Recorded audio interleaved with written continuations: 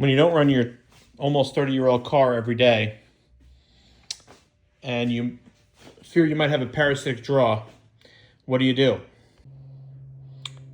Get your multimeter out, set it to DC, red on red, black on the ground, and look at that, 12.22, which is pretty low. So I charged this last night, or yesterday, for about 8 hours, and it got up to about 12.7.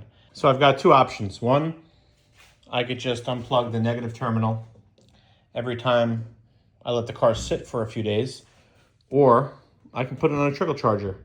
In this case, I'm using the Noco Genius 1. Plug it in. It'll go into standby mode. And you take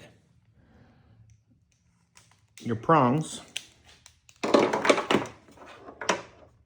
put the red to red, black to black, and it should recognize which battery it's going on. You can do several different batteries, 12 volt, lithium, 6 volt, and there you go. So it's recognizing it's at 12 volts, and then you'll see a red light. I don't know how well you can see that, but it'll be red and pulsing until it fully charges the battery, and then it'll flash green and just maintain your battery's charge. So once that's done, I will start hunting down what my parasitic draw might be. I do have a couple of culprits. Number one on the list being this aftermarket radio that I got. I've taken off the faceplate and it doesn't seem to make a difference. But that flashing light apparently is normal for the security feature, but it's probably what's draining my battery. My model also has a security system, which doesn't seem to be on, but apparently there's a siren at times, and that could also cause a parasitic draw. Other than that, I don't know what else could be pulling, so we'll start investigating. Good morning, everybody. It's the next morning, and I've been letting my battery charge overnight. If you notice, we're still in a red state, which means it's still charging, and I have my red lead of my multimeter on the red terminal, and I'm going to touch the black lead, my multimeter, to the black terminal, and we are at 13.10 volts. So I expect the trickle charger to go green shortly, but it's still charging, so we'll let it go until it turns green. Good morning, everybody. We're at day 2 of charging the battery to a full charge. Still on red pulsing. And so we're gonna test, see where we're at. I have the red lead on the positive, or red to red. I'm gonna put the black to ground, or black to black. And look at that, we're at 14.02 volts. So I'll let it go a couple more hours, and then I will take it off the charge and we'll start hunting for this parasitic draw.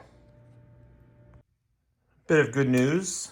So after about a day and a half of charging, the Noco Genius 1 finally turned green. And so now that means that it's in a kind of a float maintenance stage. So it will just allow the battery to kind of stay topped off. It won't actively charge unless it needs it. It'll just kind of maintain what the battery's at now. So let's check it. We should be around 13 and a half. Yep, so 13.48. That's what I would expect from a completely full topped off battery. So what I'm going to do now is I will disconnect, take our lead off. Okay, I will disconnect the charger from the battery completely. And I'm going to leave the battery completely disconnected from the car. I have the positive and negative terminals off the battery. And I just want to see what the battery charge will be after about 60 minutes of sitting. So this battery is fairly new. I replaced it around Christmas, maybe a little after Christmas. So that was around when I had my timing belt issues. So let's see what it does, and we'll come back in about an hour. It's been about an hour and 40 minutes, and I like what I see. So I put the red lead back on the red terminal of the battery, and I'm putting the black to ground. There we go.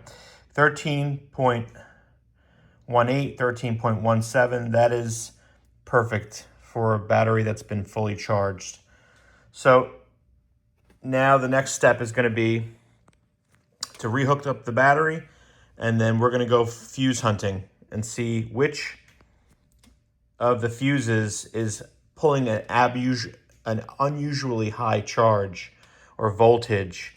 Most likely the battery, most likely the radio, or the alarm system. So those are my two big culprits, and we're going to target those first. Hopefully we'll find them quickly. Okay, so now we're going to do a little fuse tests, and we'll start with the box under the hood. So these are the fuses. I've got my multimeter set to DC, and we should see a small voltage, and then it should go back down to 0. So the first one is 5 amps, taking 0.0001, 15 amps,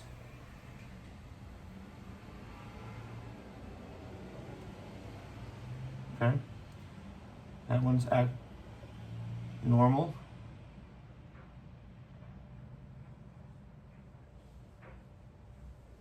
0.002.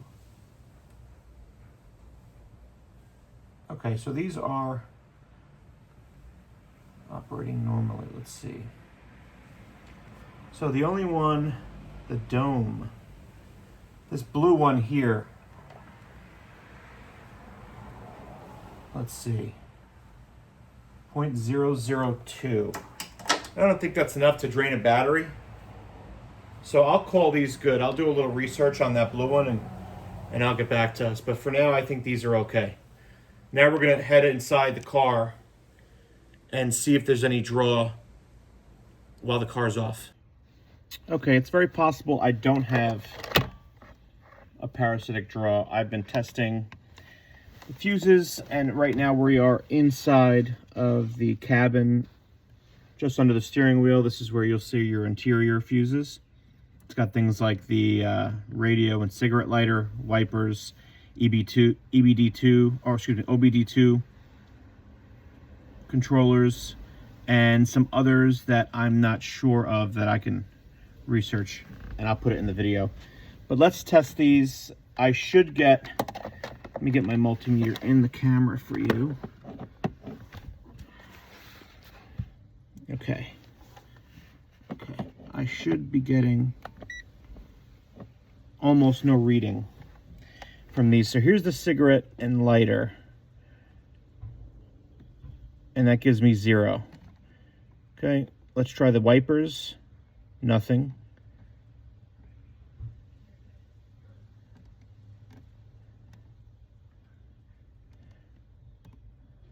All 0 so far.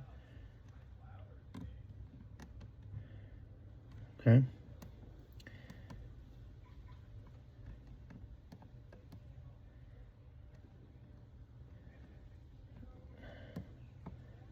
Zeros. Go up the last row. And this final one.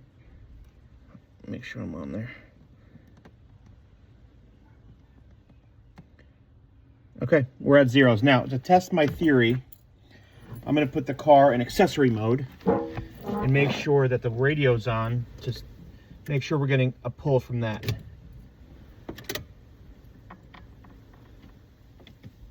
Okay, the radio's on. So we should be getting a pull from that. So let's see what we get.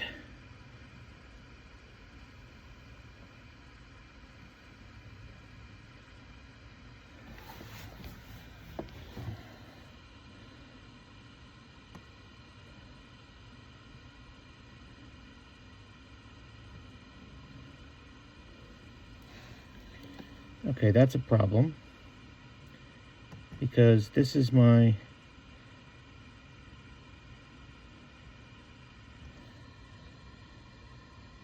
radio fuse, and I'm not getting a pull from that. However, let me see what happens when I pull that fuse, because if it doesn't turn off the radio, then we have a wiring issue. Hold on. Everybody, it's a couple days later. I've completed the check of my car's electrical system. So at first I thought I might have had a parasitic draw, because I let the car go for like, I don't know, maybe 2 weeks without running it at all. And my battery was down to 11.9, 11.8, which is pretty low. And then when I finally turned it on, it turned over, but it seemed weak. So then I got the trickle charger that you might have seen in the YouTube short I made. And I charged it up, and it got all the way to like almost 14 volts, which is fine, perfectly normal. And then I went through and I started testing all of the fuses. I tried a 10 amp test to see how much voltage was going through the battery or going through the system while the car was off, and I actually blew the 10 amp fuse. So I'm waiting for that to come back from Amazon. So really, I mean, I guess that'll be the final test. But since then, let me show you guys.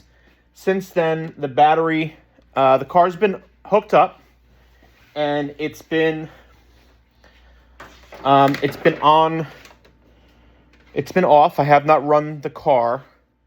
Battery seems completely healthy. So I'm putting it to volts. Let me just turn it around. You know, I'll just do it like that. I have it to volts. And I have the red lead on the positive, put the black lead on negative, and I'm at 12.86. So I mean, the battery is completely healthy. If there was some kind of really bad draw, the battery would probably be down to like 12.2, anything under 12.6, and you got to kind of question it after a day. But I mean, it's still up to 12.86. That's completely normal. The car is going to have a small pull. There's little things like the ECU memory. Your radio has a security system. That little LED light's going to have a small pull. If you have a security system, which mine does, there's going to be a small pull. So as you know, if you're not going to run the car for like 2-3 weeks, I would suggest just get a trickle charger, or I would plug the negative terminal on your battery, and just to maintain your battery's charge, and then obviously plug it in, but then you lose your memory and whatnot. So the better bet is probably get that trickle charger. Go to my YouTube short. I did a little video on that, and you should be good to go. So I'm happy with the car's electrical system, and on to next things. So I wanted to get an opportunity to show you how to test your current amperage going through your car system. But before I do that, I just want to show you what the ceramic fuse looks like. So in your multimeter, you're most likely going to have a 10 amp fuse. There's multiple sizes you can get. One is a 5 by 20 millimeter, and the other one is a 6 by 30. So I originally ordered the 5 by 20. It was way too small. So I ordered the 6 by 30 millimeter, 10 amp with 250 voltage capacity. So if you're running into issues where your multimeter is not working properly, or you're not able to test the amperage going through your vehicle while it's off, check the fuse. Usually it's just 2 or 4 screws that you need to unscrew. pull the fuse out, replace it with a good one, and keep your multimeter going. So that's what I had to do. And then once I got the new fuse in there, I tested my the amperage in my battery, which I'll show you now. The test I'm now doing is a milliamp test. So I am putting my multimeter to the correct setting for milliamps, putting the positive lead of my multimeter on the negative terminal, and putting my negative lead on the battery, the negative part of the battery. And I'm getting about 55 milliamps, which is still very acceptable for a car that's almost 30 years old. If it was anything higher than that, I'd start to question it, but turns out I don't have a parasitic draw and I'm okay. Everybody, if you got this far, I just want to let you know I was contemplating even putting this video out because in reality, I didn't really solve for much. I just kind of investigated and it turned out I did not have a parasitic draw. So if this car was a daily driver and I was driving it every day, probably be no problem at all. But because I was letting the car sit for weeks at a time and not driving it, naturally the battery would get drawn down. So I decided to put this video out just in case anybody else might be going through the same situation. Give them the steps that they need to do to maybe investigate and potentially find a parasitic draw. So I hope this video helps some people. If it does, please leave a comment.